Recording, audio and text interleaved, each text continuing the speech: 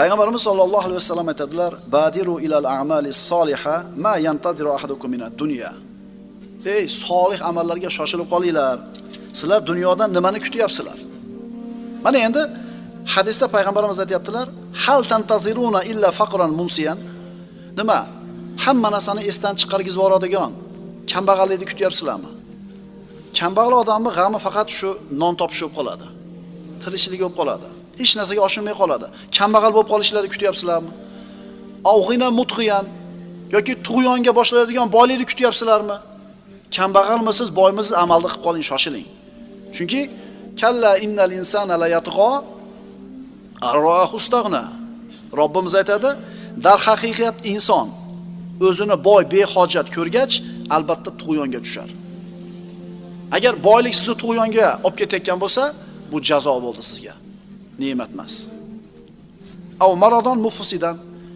Yoki hamma yoqda fasodga uchratadigan kasallikni kutyapsizlarmi? Kasal bo'lib qolgan odamning g'ami nima? Faqat shu kasaldan qutulish. Hech narsa kallasiga kelmaydi. Aw haraman muqayyidan. Yoki ko'p ishlarni qilishdan to'xtatib qo'yadigan, bog'lab qo'yadigan, o'tkazib qo'yadigan qarilikni kutyapsizlarmi? Qarilik akalar, qarilik. Bu mashaqqat agar Alloh yengil qilmasa. Xohlagan narsasini yeyolmaydi. Yesa hazm qila oladi, yo qila olmaydi. O'tirsa tura olmaydi, tursa o'tira olmaydi. Ya'ni mana shu narsalar kelguncha solih amallarni qilib qolinglar. Mana shu Qur'on tilovatini doim qilgan, Qur'on tilovatida doim turgan kishini aqli qaraganda ham aynimas ekan, birodarlar. Mana namoz o'qiydi musulmon odam. 5 mahal namoz o'qiydi. Qiyomda turar ekan, shijoatli, rukuda shijoatli, turganda shijoatli. Mana shu poylari yaxshi ishlab turadi. Tipda shunday qonun bor ekan meditsinada.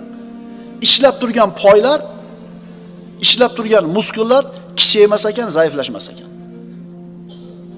Tushunarlimi? Demak, Alloh unga namozni farz qilgan kundan boshlab qoldirmay namoz o'qigan odammi? Nima bo'lar ekan? Sog'ligi zo'r bo'lar ekan. Shuning uchun aytiladi, 98 yil umr ko'rdi bir jalil ulug' olimlardan bittasi. A'zolari hamma yo'q o'rnida. Qanday qilib erishdingiz bu narsaga? Sayyidimiz bizga xabarini bering. Alloh sizga shunday bir salomatchilikni beribdi. Siri nima? Deganida aytdi, ey bolam, bu a'zolarni Alloh yoshligimizda bizga omonat qilib qo'ydi. Haromdan saqladik, qariganimizda Alloh bizga saqlab berdi bularni. Ma asobakum min musibatin fabima kasabat aydikum va ya'fun katir.